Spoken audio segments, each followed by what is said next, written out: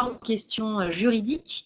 Donc, on va ce matin vous laisser la parole pour que vous puissiez nous donner, nous partager un maximum de vos questions. Je me représente très brièvement. Je suis Lucie, je suis responsable du marketing à l'ADI, qui est l'Association pour le droit à l'initiative économique. Et j'accueille aujourd'hui Bailly. Bienvenue. Bonjour, Bailly Hachidi, je suis avocate. Je suis bénévole auprès de l'ADI depuis plus de 10 ans et partenaire avec mon cabinet de l'association. Super, merci d'être présent avec nous ce matin. Donc, Bienvenue le à déroulé de tous. la présentation est le suivant. On va vous dire quelques mots sur nos deux structures, l'ADI et BALV Avocat. On va ensuite cadrer rapidement le fonctionnement de cette matinée et puis on vous laissera ensuite la parole pour que vous puissiez nous poser toutes vos questions. Et puis, je terminerai simplement avec les dates et heures des prochaines webconférences sur cette semaine. Alors, quelques mots sur l'ADI. Nous avons 25 ans d'expérience. Nous avons soutenu plus de 130 000 entreprises depuis notre démarrage d'activité. Donc, c'est vrai qu'on a aujourd'hui une très bonne expérience dans le financement, l'accompagnement des petites entreprises. Derrière l'ADI, vous trouvez 1300 bénévoles et près de 500 salariés qui sont là pour vous financer, vous accompagner, vous suivre vraiment autant que de besoin sur votre projet. Et on vous propose aujourd'hui une solution globale pour votre démarrage d'activité avec des prêts. À l'ADI, on propose des microcrédits d'un montant maximum de 10 000 euros qui s'adressent à des gens qui n'ont pas accès au crédit bancaire. C'est vrai qu'aujourd'hui, il y a tout un tas de raisons qui font qu'un porteur de projet peut se voir refuser une demande auprès de sa banque.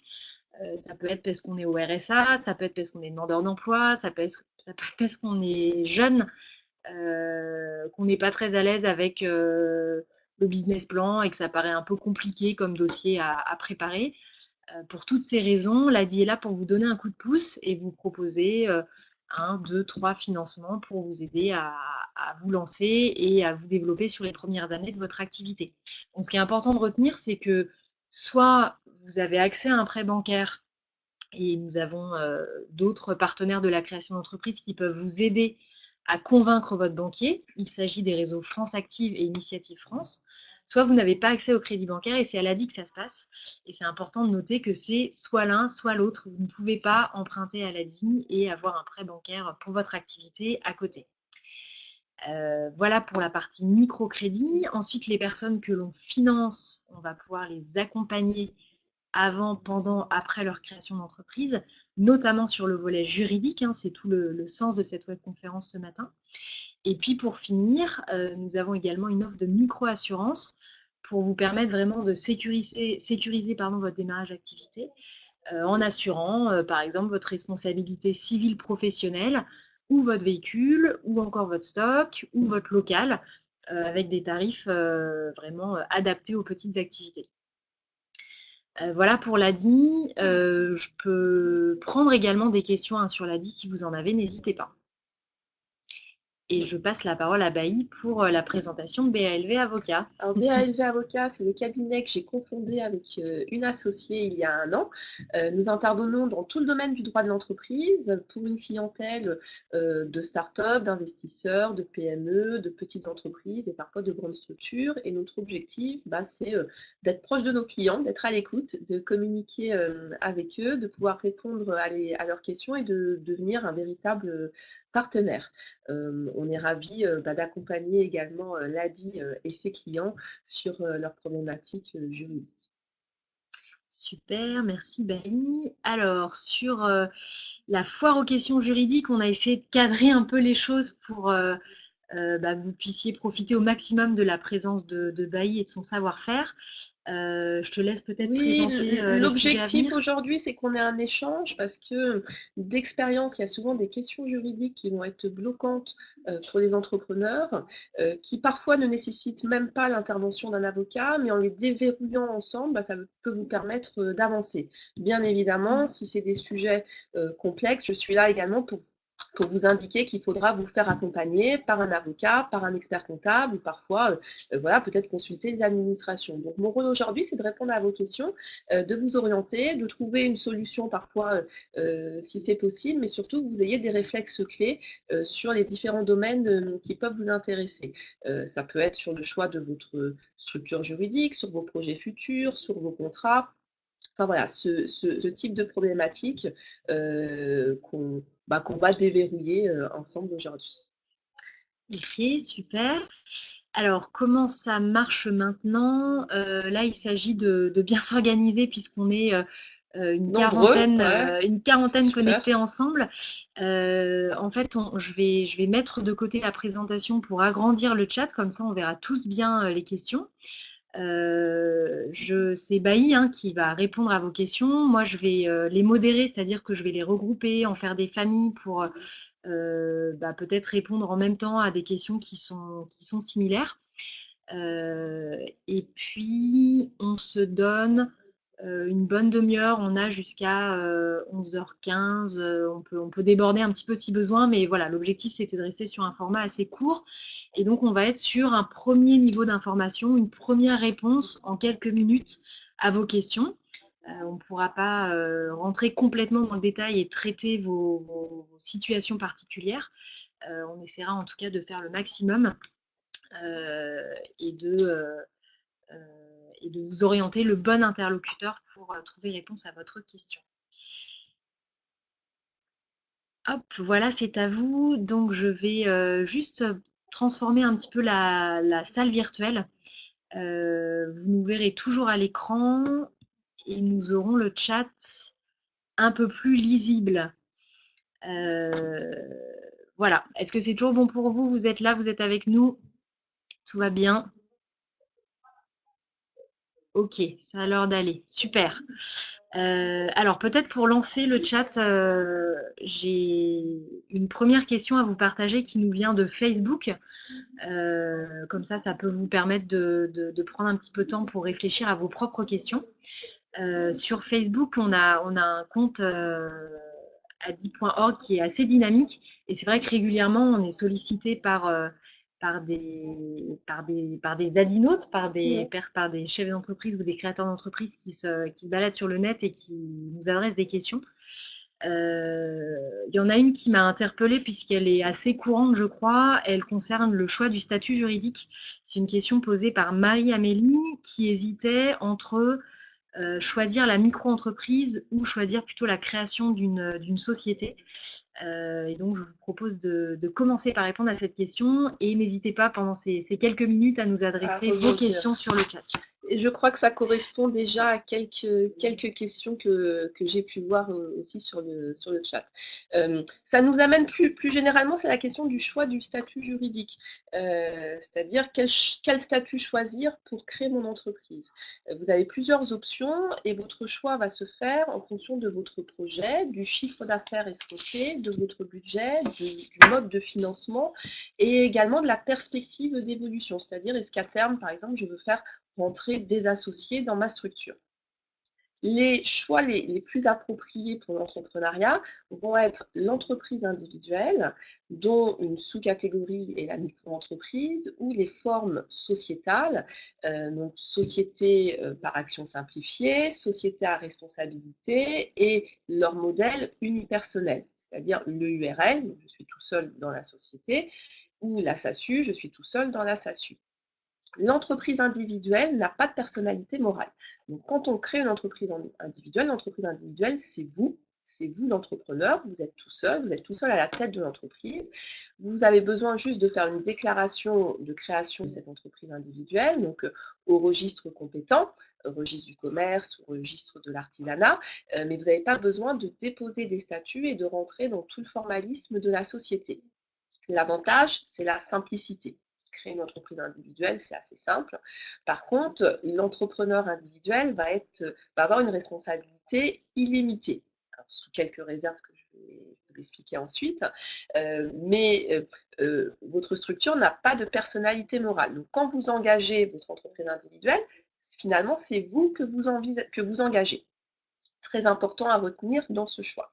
Quand vous créez une société, la société a une personnalité morale qui est distincte de la vôtre. Donc, si je crée, par exemple, une SARL, si je suis tout seul dans cette SARL, ça va s'appeler une EURL.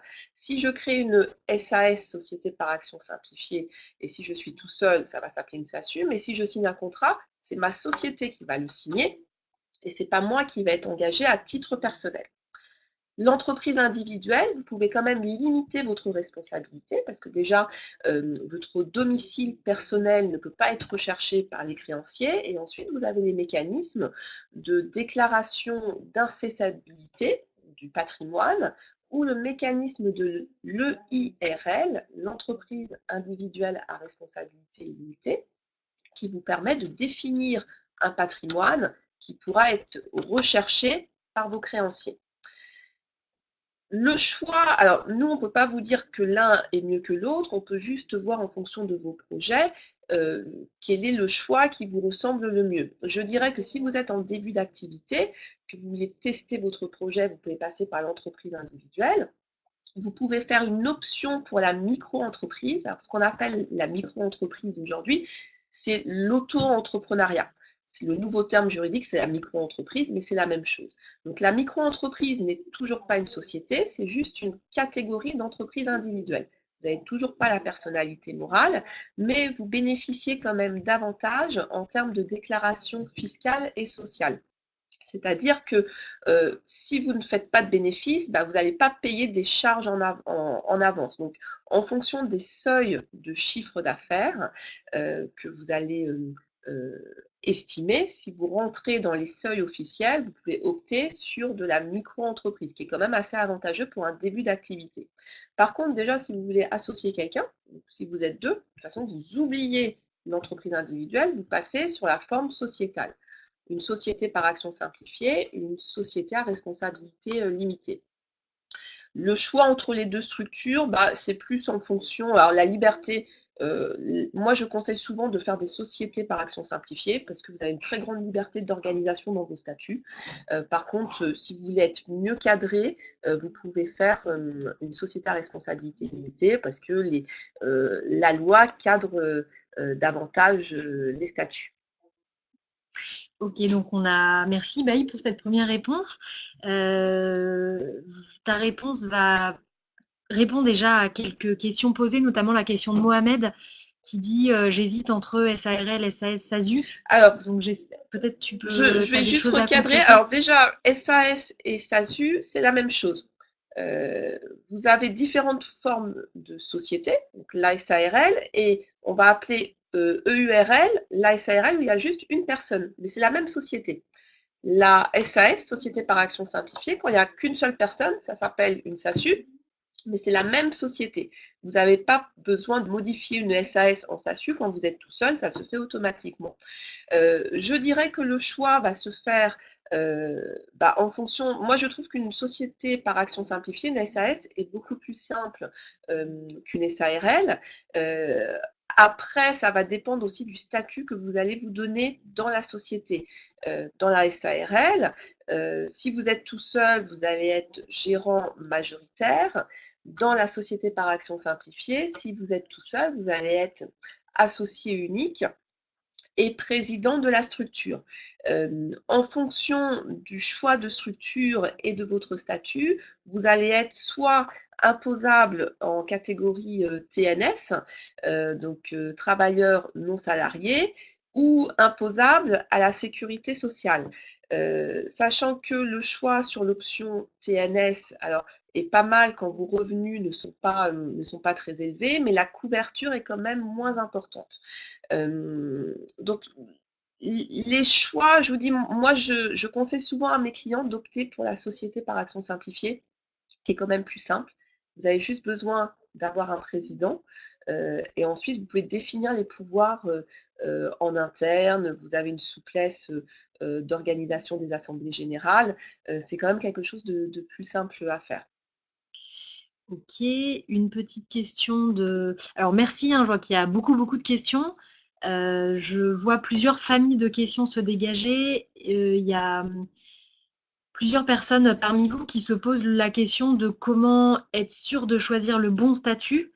soit par rapport à son type de projet. Nous avons Manuela qui souhaite monter un jardin permacole, par exemple, avec un accueil touristique, qui se demande quel statut est le plus adapté.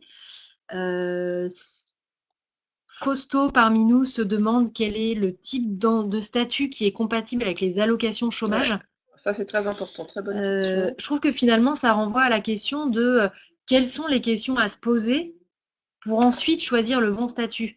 Un statut, finalement, ça se choisit pas simplement du fait de votre secteur d'activité ou du fait de votre Exactement, situation ouais. personnelle.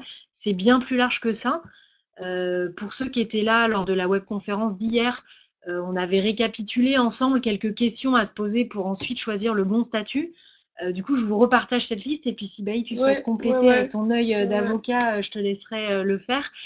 Déjà, il y a la question de vos investissements. Est-ce que vous avez beaucoup de matériel à investir pour lancer votre activité ou non? Parce que sachez que si vous êtes micro-entrepreneur, vous n'avez pas la possibilité de récupérer la TVA.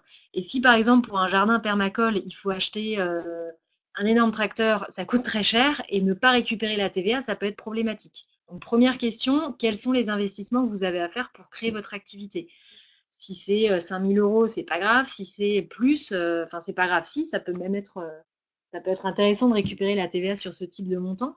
Mais en tout cas, posez-vous cette question-là. Est-ce que j'ai besoin de récupérer la TVA ou pas sur mon investissement de départ? Ensuite, il y a la question de votre chiffre d'affaires prévisionnel, puisque la micro-entreprise est plafonnée. Alors même si on parle beaucoup actuellement du rehaussement des plafonds, Mais c'est pas le cas, et ça sera pas sur la TVA. ouais, alors c'est pas fait Ouais, déjà et ce ne sera pas sur la TVA. En fonction de si vous vous positionnez sur un chiffre d'affaires inférieur ou supérieur à ce plafond, qui est autour de 80 000 euros pour la vente et 30 000 euros pour les services. C'est les ordres de grandeur que je vous donne, mais c'est pour que vous situiez les choses.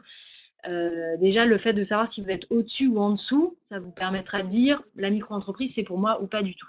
et si vous êtes au-dessus ou en dessous aujourd'hui, mais aussi dans les mois, années qui vont suivre, hein, le choix de la structure, il se fait pas forcément au présent, il se fait aussi par rapport au futur. Et si je reviens aussi sur l'acquisition de matériel, alors peut-être qu'aujourd'hui, vous n'allez pas acheter beaucoup de matériel, mais que dans 6 mois, vous allez acheter beaucoup de matériel, faire des investissements, et qu'il sera quand même plus intéressant pour vous de déduire la TVA. Donc c'est important d'avoir aussi un œil prospectif quand on choisit son statut. Donc on a vu 2 choses. Est-ce que vous êtes intéressé pour récupérer la TVA ou pas? Quel sera votre chiffre d'affaires prévisionnel? La troisième, ça touche à votre foyer et donc à votre situation personnelle. Et c'est quels sont les revenus de votre foyer et donc comment est-ce que le choix de votre statut va impacter l'imposition de votre foyer? Quelle est la protection sociale de votre foyer? Est-ce que vous êtes une maman seule avec des enfants en bas âge et du coup vous cherchez peut-être à sécuriser à 100% la protection sociale de vos enfants et de vous-même? Ou est-ce que vous êtes avec votre conjoint et les enfants sont raccrochés au conjoint et du coup vous pouvez peut-être plus facilement basculer de la CPM au RSI?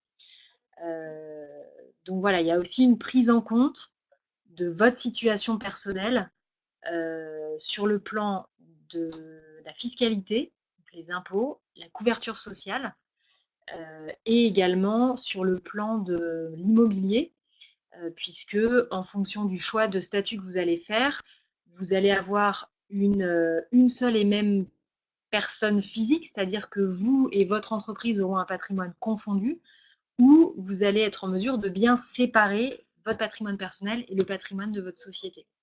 Donc, dans un premier temps, pour le choix, alors déjà, le choix du statut, pour moi, c'est une question qui se pose vraiment à la fin de votre parcours de création d'entreprise. Quand vous avez fait votre étude de marché, que vous êtes assuré que si vous devez vous lever le matin, vous avez quelqu'un pour garder vos enfants, etc., etc., que vous avez réfléchi également à comment vous allez financer votre démarrage d'activité. Donc, on est sur l'étape 1, adéquation en projet, l'étape 2, étude de marché, l'étape 3, étude financière. Et ce n'est qu'après tout ce cheminement-là qu'il est temps de se poser la question du statut juridique, puisque si vous ne vous êtes pas posé ces questions en amont, vous pourrez mal choisir en fait votre statut. Et pour moi, le plus simple, c'est vraiment de répondre à ces questions, Répondre puis de vous faire accompagner à pour la choisir le liste bon statut. et vérifier aussi si vous exercez une profession réglementée ou pas, parce que pour certaines professions, bah, il y a des statuts qui vont être imposés d'office.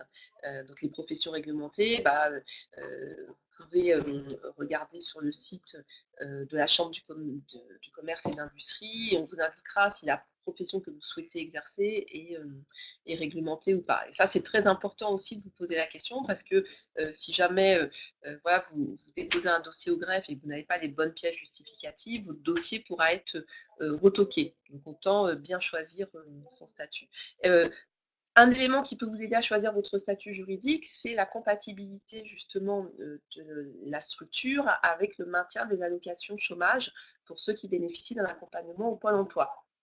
Vous savez ou pas que vous pouvez bénéficier, lorsque vous êtes au Pôle emploi, d'un accompagnement à la création d'entreprise. On vous propose d'avoir le maintien de vos indemnités Pôle emploi pendant le restant de la durée qui reste à courir sur votre dossier. Par exemple, vous avez 2 ans de maintien d'indemnité Pôle emploi. Si vous décidez au bout d'1 an de créer votre structure, vous pourrez, selon certaines conditions, pendant 1 an, continuer à percevoir vos indemnités Pôle emploi et créer votre entreprise. Donc, vous changez de statut dans Pôle emploi en passant en créateur d'entreprise, mais vous bénéficiez toujours de cet accompagnement. Pour ceux qui le souhaitent, moi, je conseille de créer une société. Alors, je reviens juste en arrière. Vous avez 2 choix. Soit Pôle emploi maintient 100% de vos indemnités, soit vous recevez à peu près 40% de la somme restant à être versée. Si il est plus intéressant quand même de continuer à percevoir 100% de ces indemnités, et pour ce faire, la forme sociétale est plus appropriée.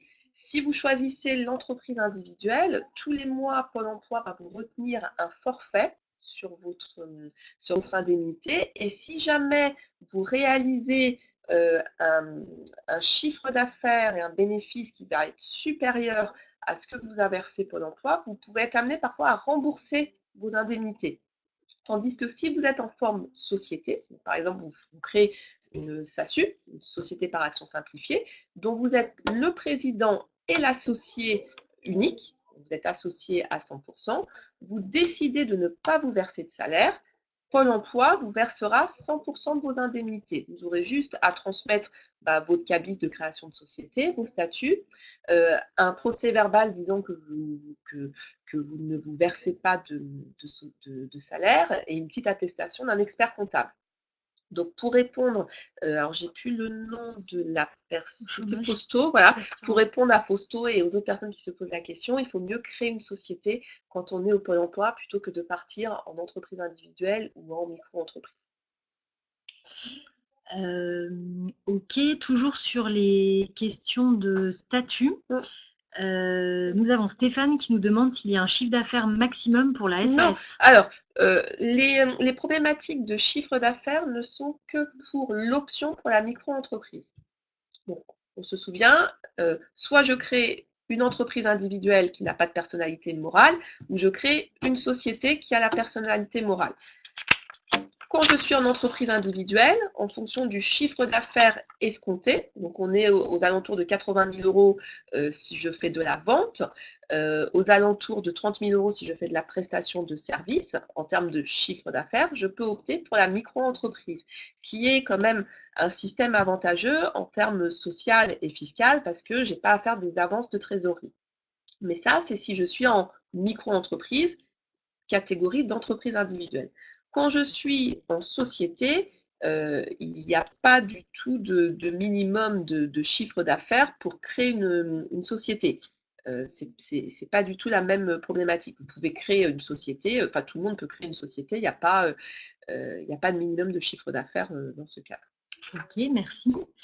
Une autre question de la part d'Armel. Armel qui nous dit: j'ai 2 projets, un projet de gîte et un projet de savonnerie.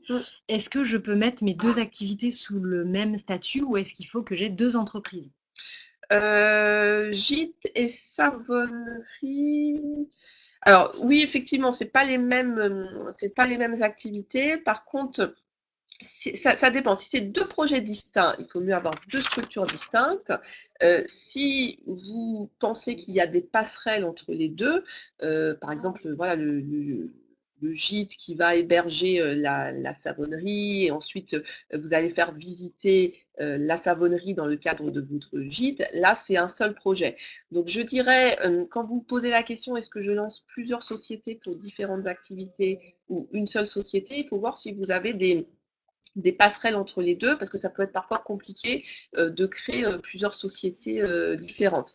Après, vous pouvez très bien constituer une holding, donc une société principale, qui peut être une SAS, et qui elle-même va détenir plusieurs structures en dessous. Donc ça s'appelle un groupe de sociétés. C'est un montage aussi très simple qui vous permet de gérer vos activités. Donc ma réponse sur ce type de problématique, c'est vraiment voir est-ce que c'est des sociétés distinctes ou est-ce que vous allez avoir des passerelles entre les deux. Et dans ce cas-là, c'est beaucoup plus simple d'avoir une même structure. Ok, merci. Une question de Joris concernant la SASU. Joris se demande comment ça se passe pour récupérer les dividendes, quel est le taux d'imposition et est-ce qu'on peut substituer ces dividendes au salaire?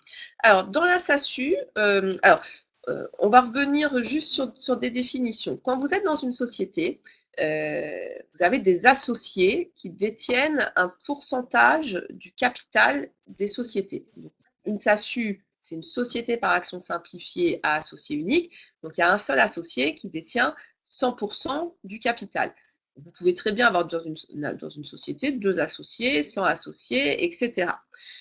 Dans les SASU, vous avez également ce qu'on appelle un mandataire social, qui est le président. Donc, le président, il dirige la société.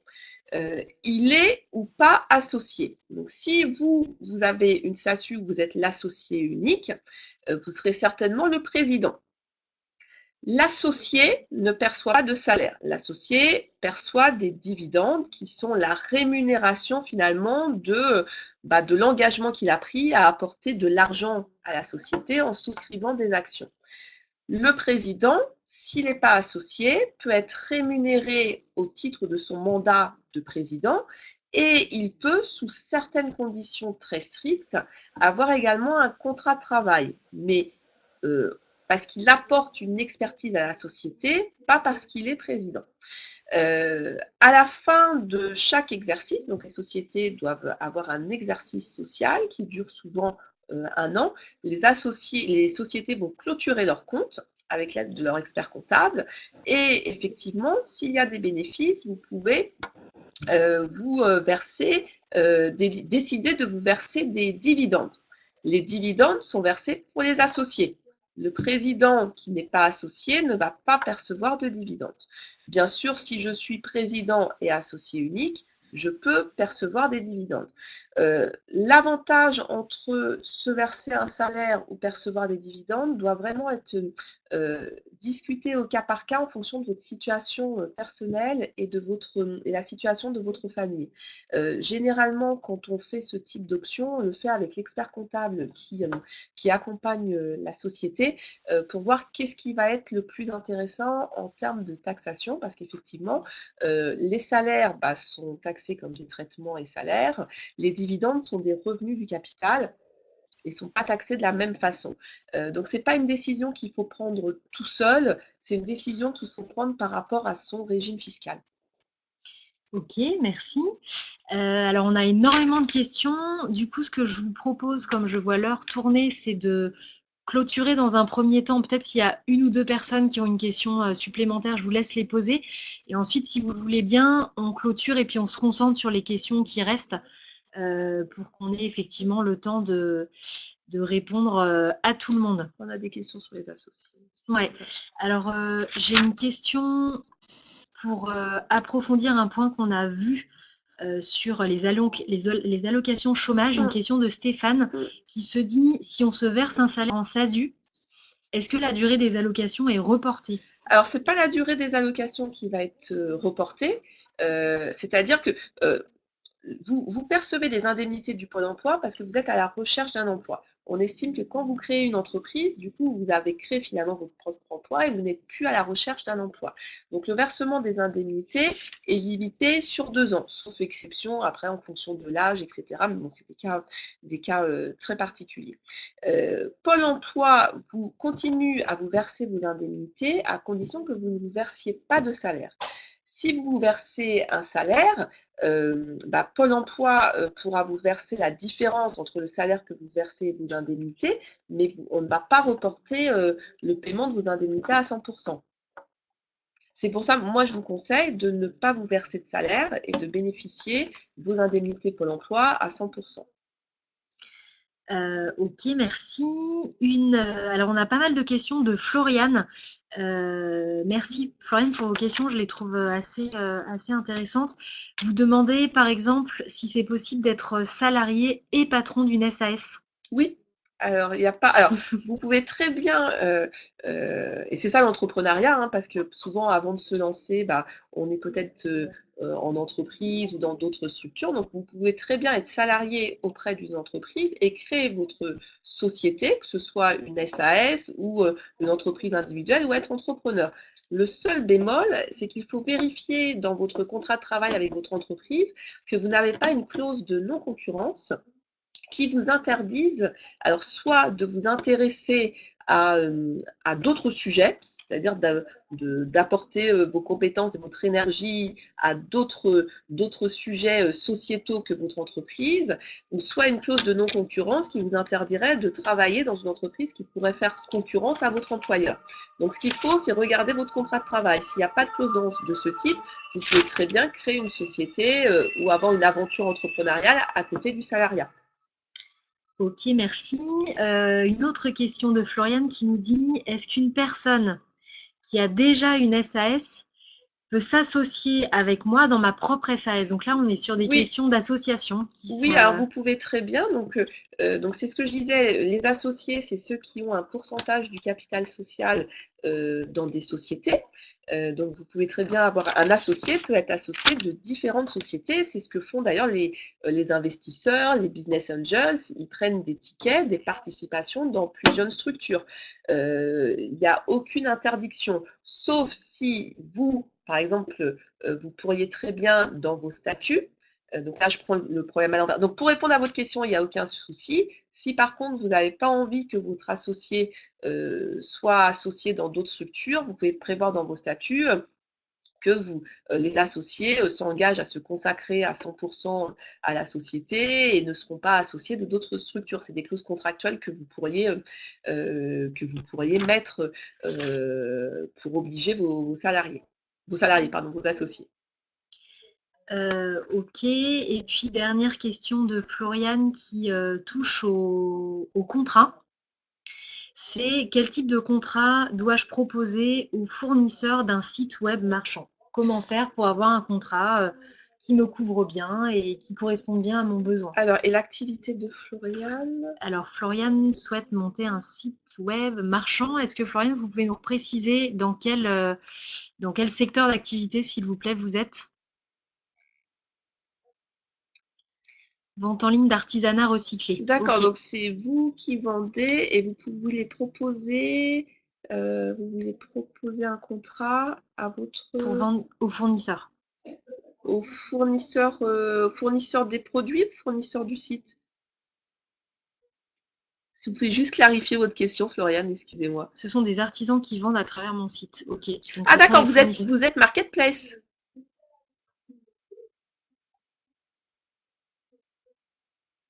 Ouais, c'est ça. Ok. Oui, c'est ça. Ok. Donc, une activité de marketplace, c'est une activité de mise en relation entre des vendeurs et des clients. Donc, vous, ce qu'il faut que vous organisez, donc sur votre site internet, il faut que vous ayez des conditions générales d'utilisation de votre site internet à vous.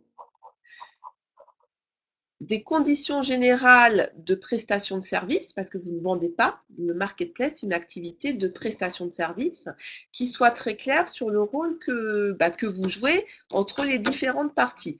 Ensuite, le contrat que vous allez proposer du coup aux artisans qui vont vendre sur votre site, c'est un contrat de mise en relation qui doit être très clair sur son objet, sur les responsabilités de chacun. Ce n'est pas à vous de porter la responsabilité des artisans dont vous vendez les produits. C'est très important d'être très clair là-dessus. Et il faut que vous fassiez aussi l'effort de bien clarifier comment vous allez recevoir les fonds pour ces vendeurs. Parce qu'il y a des obligations légales, on ne peut pas recevoir des fonds comme ça pour des tiers. Donc, vous devez passer par un professionnel financier, ça peut être votre banque, qui va mettre en place sur votre site internet toute une procédure et un process pour la réception des fonds. Donc, pour répondre à votre question, un contrat du coup de prestation de service pour faire de la mise en relation qui soit très clair sur la durée, sur les engagements de chacun, sur la fourniture des produits et sur les responsabilités. Super.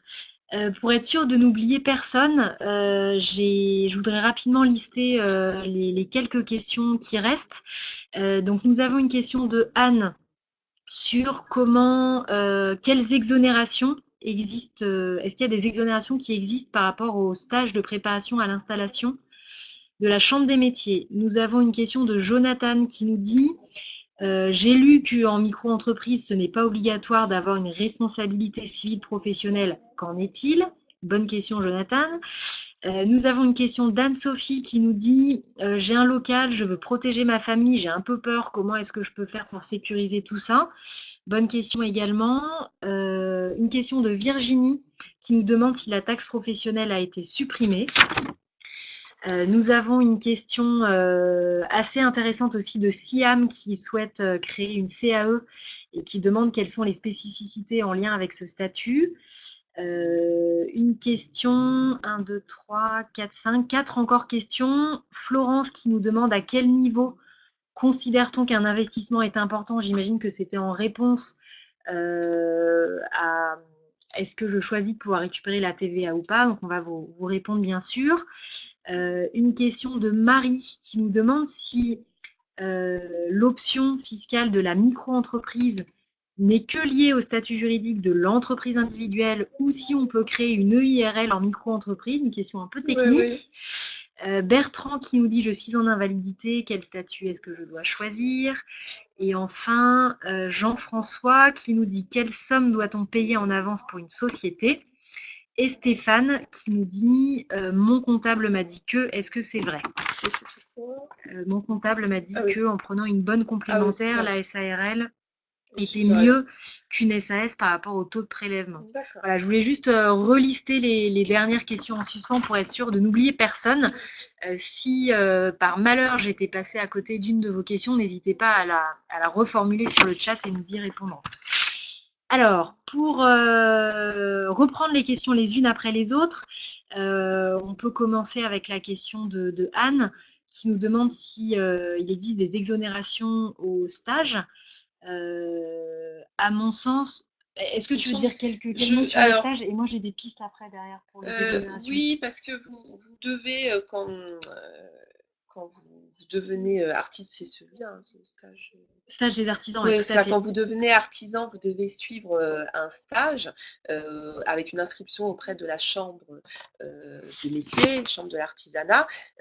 Alors après, il me semble que peut-être qu'en fonction de votre expérience et de votre activité précédente, vous pouvez peut-être avoir des exonérations, mais je vous inviterai du coup à bien vérifier ce sujet auprès de la chambre de l'artisanat. Oui, exactement. Alors, pour préciser ce que dit Bailly, ce stage est obligatoire. En revanche, il existe des accompagnements renforcés proposés par des partenaires de la création d'entreprise qui sont l'équivalent d'un stage quelque part.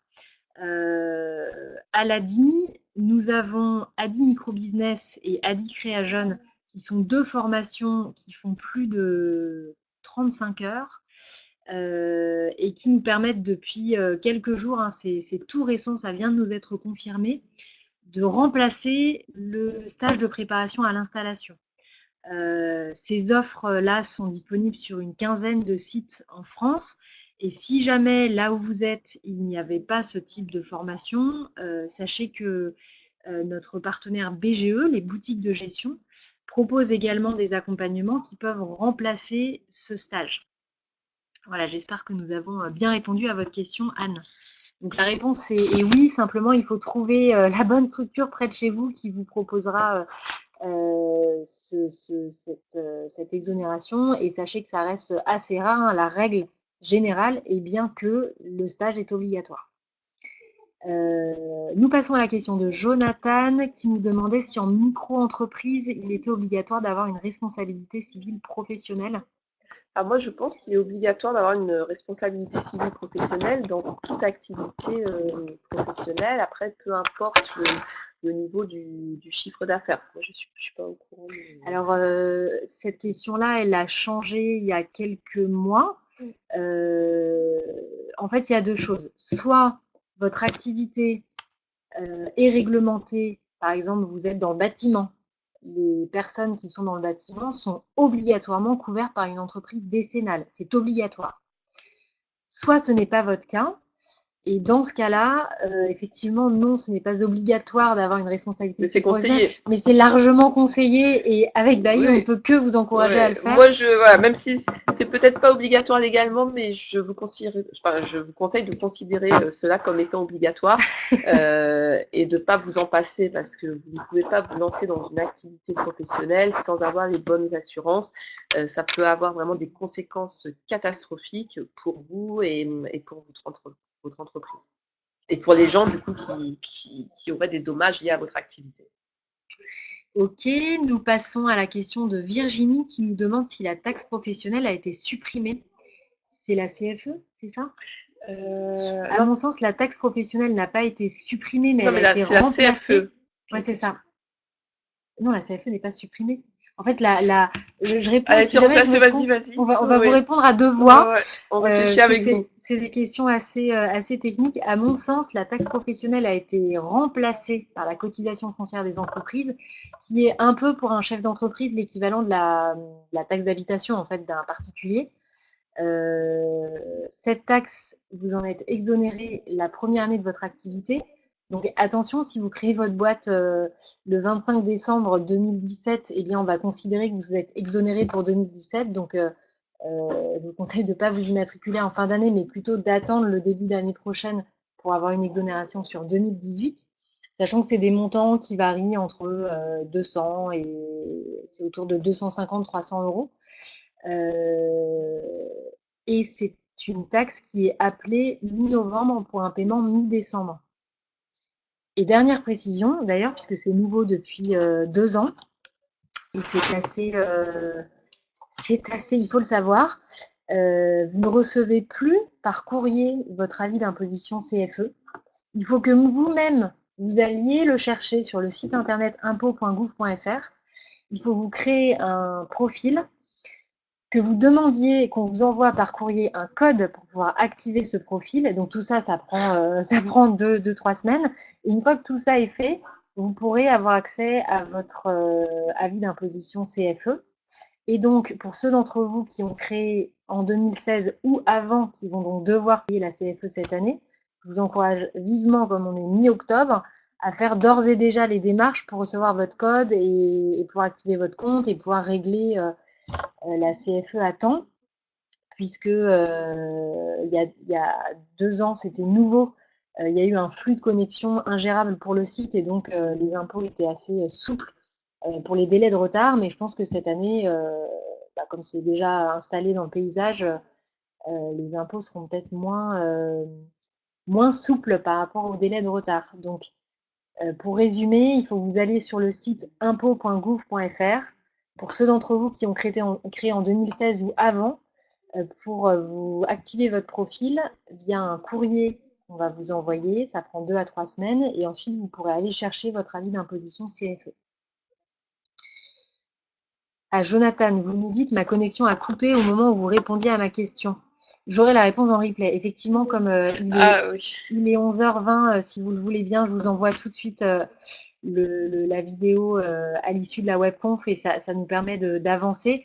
Simplement, non, la taxe pro n'est pas supprimée, elle a été remplacée par la CFE. Vous aurez à la payer si vous êtes immatriculé en 2016 ou avant. Et c'est quelque chose à payer qui est appelé mi-novembre pour mi-décembre. Voilà, et vous aurez les explications sur comment régler cette taxe dans le replay, effectivement. Voilà, Jonathan, pour votre... Voilà, Virginie, pardon. Ah non, pardon, Merci je me suis... Virginie. Ah non, Jonathan, c'était sur la responsabilité civile professionnelle. Alors, sur Juste cette... pour résumer, c'est pas obligatoire, mais c'est conseillé. C'est ça. Ouais, c'est important d'en avoir une. Voilà, en tout cas, Virginie, pour votre question sur la taxe pro. J'espère y avoir bien répondu. Une question de Siam maintenant sur la création d'une CAE. À mon sens, et je te laisse compléter aussi, Baï, si besoin, c'est un statut juridique qui est assez spécifique. Et il y a 2 réseaux en France qui peuvent vous aider à monter ce type de projet. C'est Coopérer pour entreprendre ou Coopéa, qui sont des réseaux, alors qui ont des petites différences dans les détails, mais qui globalement sont là pour vous aider à monter des CAE.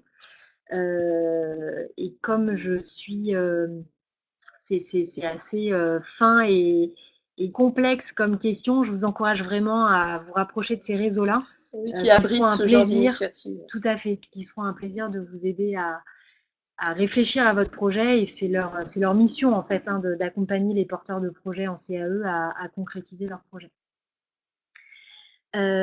Ensuite, nous avons la question de Florence qui nous demandait à partir de quel niveau ou à partir de quel montant considère-t-on qu'un investissement est important? Donc ça faisait référence à est-ce que je dois être en micro et dans ce cas-là je récupère pas la TVA et c'est pas grave, ou est-ce que je prends un autre statut parce que c'est important pour moi de récupérer la TVA? Moi, je dirais c'est vraiment au cas par cas parce que ce qui est important par rapport à votre projet et par rapport à vos investissements. Donc, on donnait l'exemple tout à l'heure de l'acquisition d'une machine à 5 000 euros. Voilà, c'est important, mais pour d'autres, l'acquisition de 300 euros de marchandises, en plus si c'est répétitif, ça peut être important. L'idée, c'est vraiment est-ce que vous allez faire plusieurs investissements dans différents domaines qui seront plus intéressants du coup, à faire en TTC plutôt que de les payer avec 20% de frais supplémentaires. Merci pour cette réponse. Une question de Marie qui nous demande si l'option micro-entreprise est uniquement liée au statut juridique de l'entreprise individuelle ou si on peut la prendre dans le cas d'une société, notamment EIRL. EIRL, ouais. Alors, je reviens sur les définitions. Vous avez l'entreprise individuelle ou la société. Dans l'entreprise individuelle, je peux être en micro-entreprise et je peux être aussi en EIRL, qui est encore une catégorie d'entreprise individuelle. L'EIRL, c'est l'entreprise individuelle à responsabilité limitée. C'est un nouveau, enfin nouveau, c'est plus si nouveau, mais qui a été créé il y a 3-4 ans pour justement pallier à la problématique de la responsabilité limitée des entreprises individuelles. C'est une déclaration qui se fait au greffe ou, comme je disais en début de webinaire, vous allez identifier un patrimoine qui sera insaisissable par vos créanciers. Donc, vous pouvez très bien être en micro-entreprise et également en EIRL. C'est pas incompatible. Super. Une question de Bertrand à laquelle on a un petit peu répondu, mais comme c'est sur le cas particulier de l'invalidité, je trouvais ça intéressant d'y revenir. Bertrand nous demande, je suis en invalidité, quel statut? Donc en fait, vous n'avez, comme on disait tout à l'heure, il n'y a pas de statut adapté à une situation personnelle spécifique. En revanche, Bertrand, je vous invite, si ce n'est pas déjà le cas, à vous rapprocher de l'AGFIP qui accompagne les porteurs de projets en invalidité qui pourront également vous informer sur les aides financières qui sont proposées aux travailleurs handicapés, puisqu'il existe des aides pour vous aider à créer votre boîte. Voilà Bertrand pour votre question. Une question maintenant de Jean-François qui nous demande quelle somme doit-on payer en avance quand on crée une société? Alors, quand vous créez une société, les sommes à payer en avance, c'est le capital social de la société. Donc, si vous créez une SAS ou une SARL, il n'y a pas de capital social minimum. Le capital social, il peut être de 1 euro. Le montant du capital social, vous le choisissez en fonction des besoins de votre société. Si vous avez besoin de faire des investissements, effectivement, c'est mieux d'avoir un capital social un peu plus élevé. Vous pouvez très bien créer une société à 1 euro. Il y a quelques années, on criait au scandale avec les sociétés à 1 euro en disant que ça faisait peur aux clients ou aux investisseurs. C'est plus le cas aujourd'hui. Ensuite, vous devez payer donc les frais relatifs à l'immatriculation de votre société auprès du greffe. Pour ce faire, il faut faire une annonce légale. Le montant de l'annonce légale est à peu près entre 150 et 200 euros. L'annonce légale, c'est un document qui décrit la création de votre société, qui est publié auprès d'un journal d'annonce légale. C'est une formalité obligatoire. Et comme vous payez au mot, donc en fonction, vous reproduisez un extrait de votre objet social en fonction de la longueur de votre objet social et de ce que vous rédigez, vous allez payer plus ou moins cher. Donc, je vous conseillerais d'être assez concis. Donc là, il faut compter, oui, 150, 200 euros. Ensuite, vous avez les frais auprès du greffe pour l'immatriculation qui sont autour de 45 euros à peu près. Et ensuite, il faut voir si vous avez besoin d'un siège social. Vous pouvez très bien vous domicilier à votre domicile, que vous soyez propriétaire ou locataire. Si votre règlement de copropriété ou votre bail interdit la domiciliation, vous avez une tolérance pendant plusieurs années, donc il faut juste faire un petit courrier pour dire que vous vous domiciliez, donc ça pourrait vous éviter d'avoir des frais. Les frais à la création d'une société sont assez limités, par contre effectivement, ensuite vous aurez certainement besoin d'un expert comptable, à chaque fois que vous allez modifier également vos statuts, vous devrez faire des formalités de greffe, refaire une annonce légale, etc. Ok, nous arrivons à la dernière question qui est celle de Stéphane qui nous demandait mon comptable m'a dit que avec une bonne complémentaire, une SARL était plus avantageuse qu'une SAS par rapport au taux de prélèvement. Moi, mon avis, c'est que vous aurez toujours des avis différents des uns et des autres sur des points ultra techniques, des mini-détails du choix de tel ou tel statut.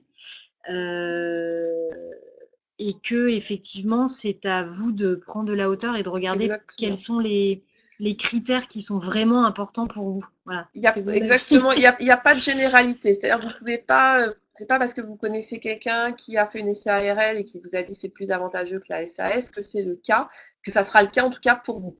C'est vraiment au cas par cas, en fonction de votre situation personnelle, professionnelle, fiscale, sociale de votre famille, en fonction du fait que vous soyez associé majoritaire, associé minoritaire, que vous soyez gérant, que vous soyez salarié, etc. Donc, la meilleure solution souvent quand on crée une société, c'est vraiment de se poser avec son expert comptable sur ce type de problématique. Les experts comptables font ensuite des modélisations, des tableaux Excel en prenant les situations de chacun et peuvent vous aider également à opter pour le bon choix pour vous. Je vois que nous avons encore 2-3 questions qui sont ressorties sur le chat. Est-ce que Baït a 2 minutes Oui, encore? bien sûr. Ouais. Et du coup, je vous demanderai de bien vouloir stopper, si vous êtes d'accord, les questions pour qu'on puisse terminer ensemble tranquillement. Merci en tout cas pour l'ensemble de vos demandes et votre participation très active. C'est vraiment, vraiment très sympa.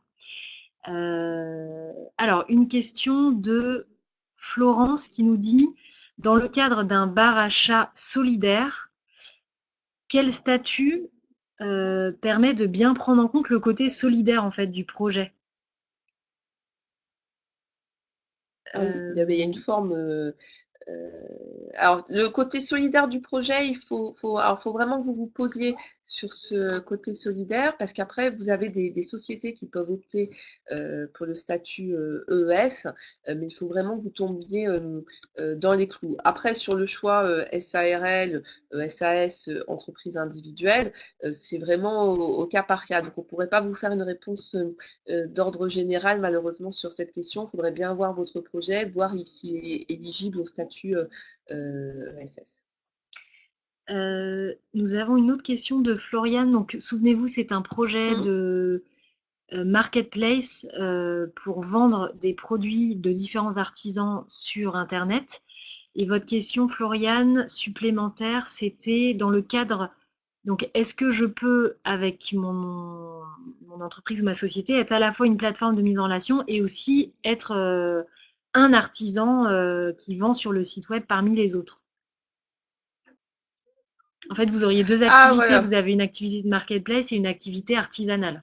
D'accord. Bah, alors c'est la même question sur les structures. Quand vous créez une société, vous devez rédiger vos statuts et dans les statuts, il y a un article très important qui s'appelle objet social. L'objet social, c'est un peu la règle du jeu. Ce que j'ai le droit de faire, ce que j'envisage de faire à court ou moyen terme. Tout ce qui n'est pas compris dans l'objet social n'a pas le droit d'être fait par la société.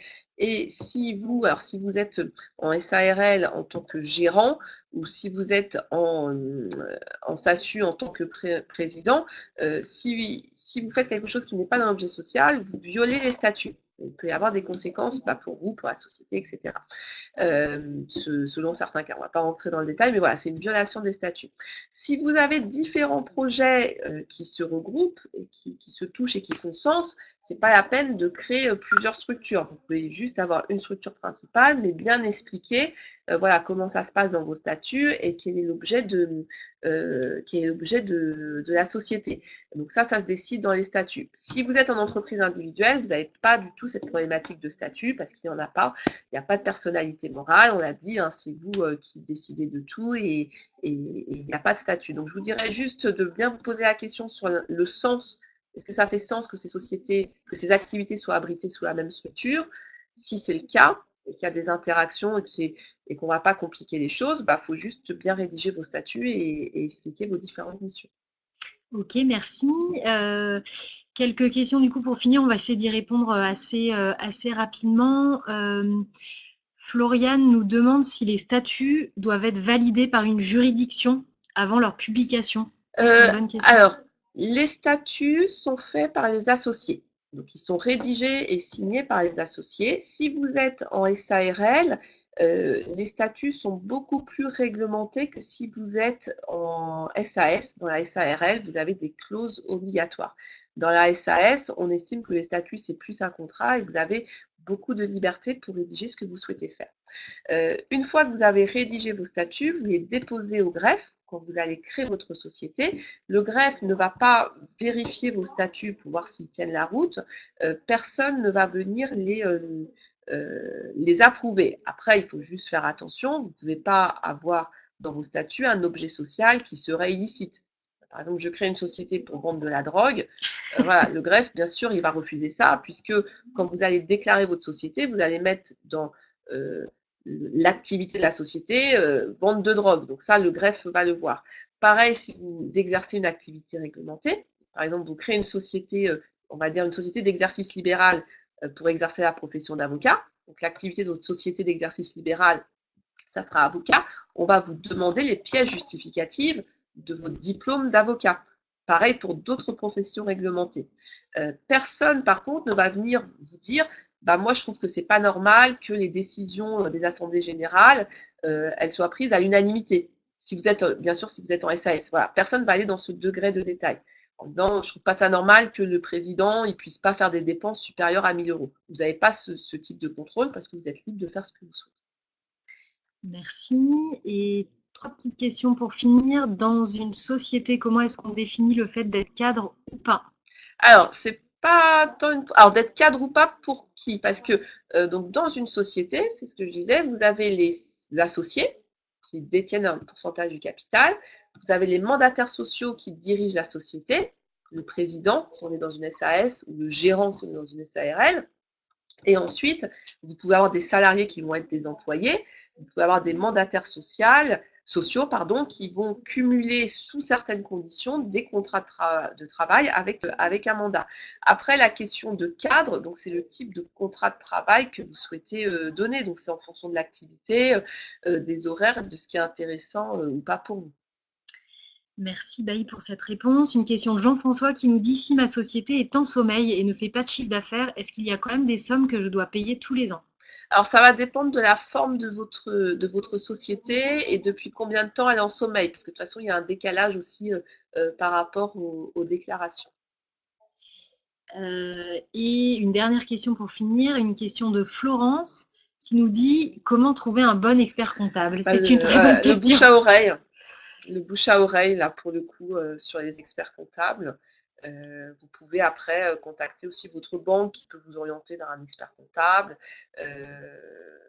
Peut-être aussi vous êtes suivi par un expert à la chambre de commerce, mais bon, c'est surtout le bouche à oreille. Et puis vous vous rendez compte aussi, c'est au feeling, en fonction des questions que vous allez poser. Et moi, je peux vous conseiller également une plateforme qui s'appelle Business Story, qui est une plateforme créée par le Centre national des experts comptables, qui vous permet en fait d'avoir accès pour 3 rendez-vous au service d'un expert comptable gratuitement. En fait, vous allez sur leur site, vous rentrez votre adresse, vous géolocalisez les experts comptables qui font partie de cette offre près de chez vous. Vous les contactez. Lors du premier rendez-vous, vous allez définir une fiche de mission. Donc, vous allez définir pendant ces 3 rendez-vous ce qui va être traité et ce qui ne peut pas être traité. Et ça permet, si effectivement vous connaissez personne qui connaît un bon expert comptable autour de vous, bah, de pouvoir faire connaissance et tester quelque part le relationnel et quelques échanges avec cet expert comptable. Voilà, je vous note dans le chat, c'est businessstory.biz. Business, je crois, mais je suis pas sûre, story.biz. Business Story, oui, je crois que c'est ça. Voilà, merci à vous. Nous arrivons à la fin de cette webconférence qui a été très très riche, c'était super. Merci pour vos questions, très Merci pour vos intéressantes. questions. Alors Joris, j'ai une question, 3 points d'exclamation, je peux ou pas? Ah non, je rigole. Merci Joris pour cette blague de fin de webconférence. J'étais prête à dire oui, mais bon, à un moment il faut s'arrêter. Maintenant, on vous dira non. Hein. Merci à vous, très bonne continuation dans votre projet. Je vous présente vraiment en 2 mots la fin du programme de webconférence. Je remets du coup la présentation puisque faut vraiment en profiter, hein, c'est gratuit, c'est accessible de chez vous. Demain matin, on a un sujet sur la micro-franchise, c'est mon collègue Basile Albert qui va l'animer. Mercredi après-midi, on a un Zoom sur le crowdfunding, ça va être très intéressant, je pense. Jeudi matin, on revient sur du juridique avec, pour ceux d'entre vous qui souhaitent créer en société, des trucs et astuces pour rédiger vos statuts. Et puis enfin, jeudi après-midi, on rentrera vraiment dans les détails des avantages de la micro-entreprise. Voilà, pour finir, je voulais simplement vous indiquer que pour ceux d'entre vous qui souhaitent faire une demande de microcrédit, vous pouvez prendre rendez-vous directement avec le conseiller le plus proche de chez vous sur notre site adiconnect.fr. Vous pouvez également prendre rendez-vous au 0 969 328 110. Pour ceux d'entre vous qui êtes des experts en navigation Internet, sachez que nous avons toujours sur le site AdiConnect des tutos qui existent. C'est des petites vidéos de 2-3 minutes et des boîtes à outils pour vous aider à créer votre boîte. Et puis sachez également que Bailly est notre avocate partenaire dans le cadre d'une offre plus générale à l'ADI qui s'appelait ACI, ADI Conseil Info, qui a été rebaptisée en Hotline et qui est accessible gratuitement à tous les clients de l'ADI. Donc sachez que l'ADI, c'est aussi ça, c'est des conseils et un accompagnement gratuit pour vous si vous êtes client chez nous et qu'on vous a financé sur toute la durée de vie de votre prêt. Voilà, merci à tous, à bientôt pour les autres rendez-vous et je vous envoie en fin de semaine par mail le support et le replay pour que vous puissiez le revisionner si besoin. Merci à vous, à très bientôt. Merci.